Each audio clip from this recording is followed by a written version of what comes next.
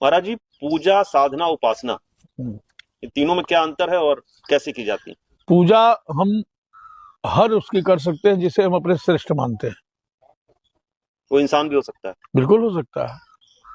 पूजा का अर्थ ही जो पूज्य हो उसकी अभ्यर्थना, उसका सम्मान, वो अ, मान्य भी वाणी पूछते से, हैं, मान्य भी पूछते हैं हम हाँ, शादियों में, या वाणी से, व्यवस्थाओं से और सामग्रियों से, किसी भी अपने से वरिष्ठ का, जो किसी मामले में हमसे वरिष्ठ है, उसका सम्मान करना ही पूजा है।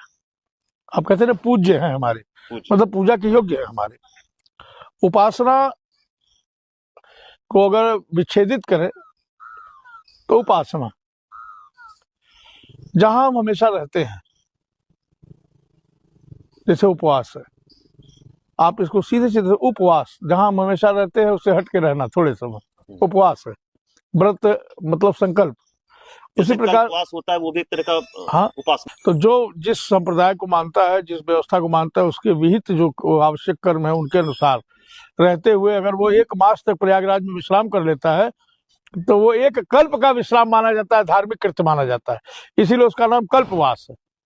चारों युगों का एक कल्प होता है, और चारों युगों में अगर आप नहीं सत्कर्म कर पा रहे, अगर उतने टाइम भी आपने पूर्णतः निष्ठा के साथ सत्कर्म पूर्वक अपने धर्म का निर्वाह किया तो एक कल्प का वास माना जाता है, इसीलिए उसका नाम कल्पवास। साधना, साधना, उपासना की बात हो रही तो उपासना का अर्थ मैंने आपको बताया।